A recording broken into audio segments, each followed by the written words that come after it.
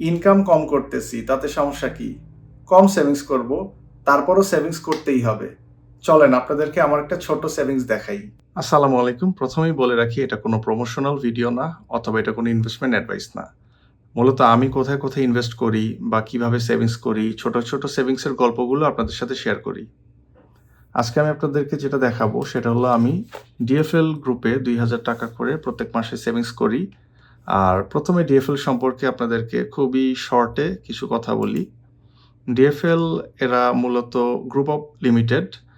এদের বিভিন্ন ধরনের বিজনেস আছে, তার মধ্যে সবচেয়ে বেশি পপুলার হলো তাদের কনস্ট্রাকশন বিজনেস বা ডিএফএল প্রপার্টিস। আমার ফ্ল্যাটটাও কিন্তু তাদের কাছ থেকেই নেয়া। এদের কাছ থেকে অনেকেই কিনে, আপনারা চাইলে কিনতে পারেন, না কিনতে পারেন, এটা আপনাদের ব্যক্তিগত বিষয়। এখানে আমি দেখাতে চাচ্ছি আমি কেন এদের কাছে ইনভেস্ট করেছি। এরা অনেক বড় বড় অ্যাপার্টমেন্ট তৈরি করে। শুধুমাত্র আমার গলিতেই তাদের ৭টা অ্যাপার্টমেন্ট আছে। আমার বাসা যেহেতু মাতুয়াইলে, পুরো মাতুয়াইলে তাদের অসংখ্য অ্যাপার্টমেন্ট আছে। আর তারা আরও ২টা জায়গায় কাজ করে। একটা হলো আফতাবনগর, আর আরেকটা হলো গ্রিন মডেল টাউন। যেহেতু তারা একটা বড় কোম্পানি, তাদের কাছে আমি ২,০০০ টাকা মাত্র সেভিংস করতেই পারি। এটা আমার পার্সোনাল ওপিনিয়ন।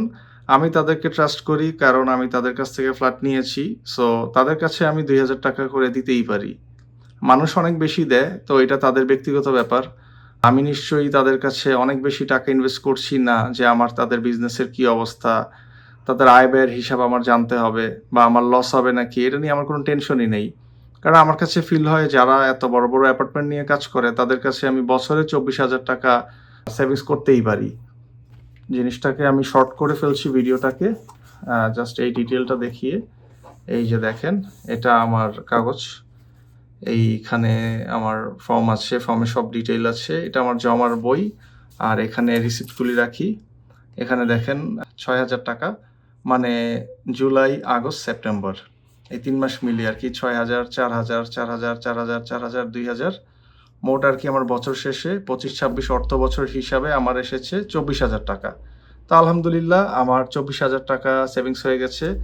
এখন বিষয়টা হলো, এখানে আমি অনেক বড় সেভিংস হয়তো করতে পারতাম, হয়তো আমার কাছে টাকাই নেই। আর আমি তো অডিয়েন্সদের উদ্দেশ্যে যে ভিডিওগুলো বানাই, আমার উদ্দেশ্যই থাকে কিভাবে ছোট ছোট ইনভেস্ট করা যায়। তো আমি তাদেরকে ট্রাস্ট করি, এজন্য আমি তাদের কাছে ২,০০০ টাকা করে সেভিংস করছি। আপনারা যাদেরকে ট্রাস্ট করেন আপনাদের এরিয়াতে, তবে অবশ্যই এমন কোনো এলাকার লোকাল সমিতিতে যাবেন না যে যারা আপনার টাকা নিয়ে ভেগে যাবে। আমি বোঝাতে চাচ্ছি, আমি তাদেরকে ট্রাস্ট করি, তাদের বিশাল বিজনেস। আর শুধু তাই না, তাদের এই বিজনেসটা কিন্তু উঠেছে মূলত সমিতি থেকেই। মানে তারা তাদের বিজনেসটা শুরু করে সমিতির বিজনেস থেকে, তারপর আস্তে আস্তে তারা ডিএফএল প্রপার্টিস, তারপর তাদের ইলেকট্রিক্যাল অনেক প্রোডাক্ট আছে তাদের, এই টাইপের তাদের কিছু বিজনেস আছে। ওইটার বিষয়ে বলতে চাচ্ছি না, যেটা আর কি একদম সরাসরি দেখা যায়। অ্যাপার্টমেন্ট জিনিসটা তো সরাসরি দেখা যায়।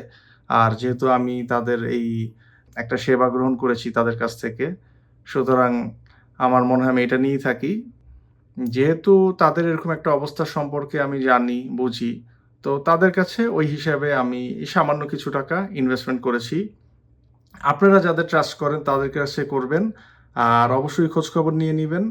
আপনি প্রয়োজনে ব্যাংকে ২,০০০ টাকা জমান, কিন্তু ভুল হাতে টাকা দিয়েন না। ডিএফএল এ দিবেন সেটা আমি বলছি না।